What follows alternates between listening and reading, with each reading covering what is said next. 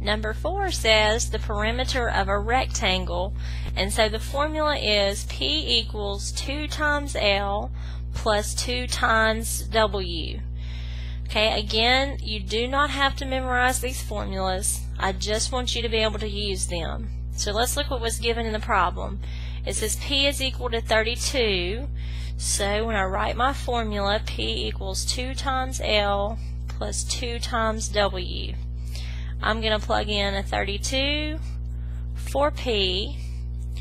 We don't know what L is, so I would just have 2 times L plus 2 times W is 7, so I plug in a 7. So L is the variable that we're going to be solving for. Okay, think about that as being X. Well, first I can multiply 2 times 7, so that would be 14. So 32 equals 2L plus 14. I need to get the variable by itself, so all the numbers need to be on one side. So I already have a 32. I'm going to bring 14 over, which is going to make it be a negative, just like what we were doing on the other sections, and then bring down 2L. Okay, so what is 32 minus 14? That would be 18 equals 2L. So let me rewrite that over here. Then how do I solve for L? Okay, this is my step where I divide by the coefficient of the variable. So L is equal to 9. Okay, so in this rectangle, if the perimeter is 32, it means my width is 7 and my length is 9. Okay, number 5 gives us a different formula. This is for the area of a trapezoid. Okay, a trapezoid is a shape that looks kind of like this.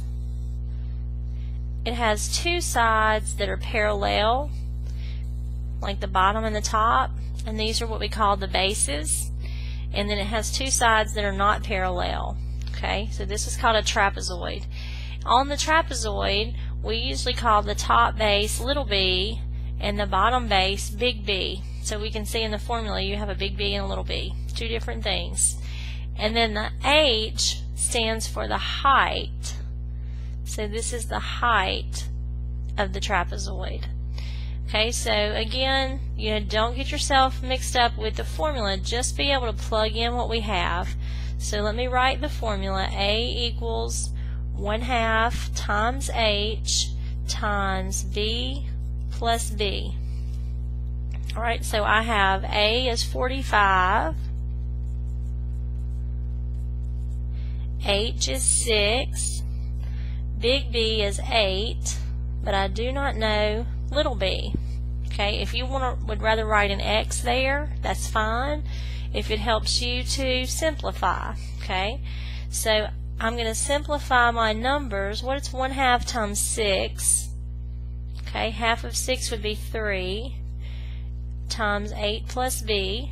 So if I had this equation, I would know that I have to clear the parentheses. So 45 equals, distribute 24 plus 3b.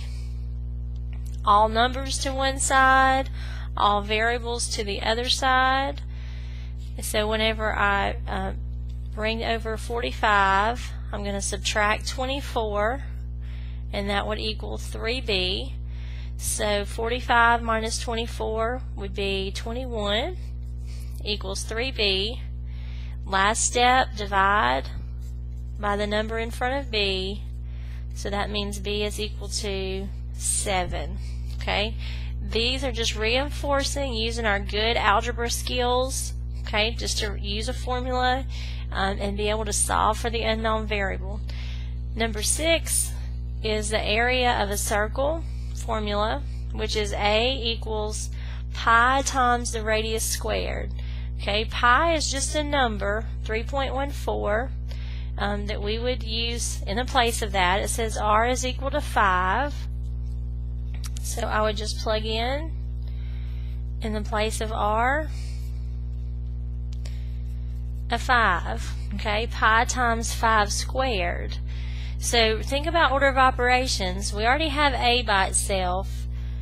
you would have to raise this to the second power before you multiply. Okay, so it's really pi times 25 if I square the 5, and a lot of times you may see this written as just 25 pi. Okay, you could stop there, or on your calculator you have a pi key, or you could plug in 25 times 3.14. Okay, I would check on what they want on the homework, whether they want you to use 3.14 or your calculator value, which will have much more decimal places than that.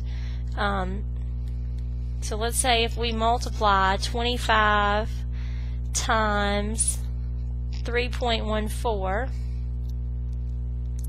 that's going to equal 78.5. But again, check on My Math Lab to see how far they want you to round this one out.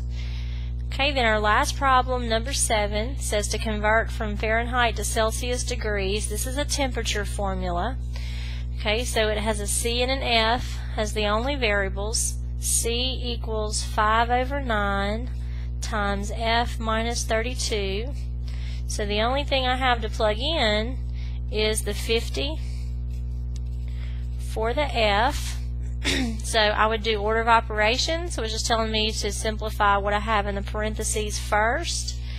So C equals 5/9 times, what is 50 minus 32, which would be 18. And then remember, this is kind of like understood 1. We can multiply straight across to reduce this. So if I have 5 times 18 is 90 when I go straight across, and 9 times 1 is 9, and that's going to reduce to 10. So C would equal 10.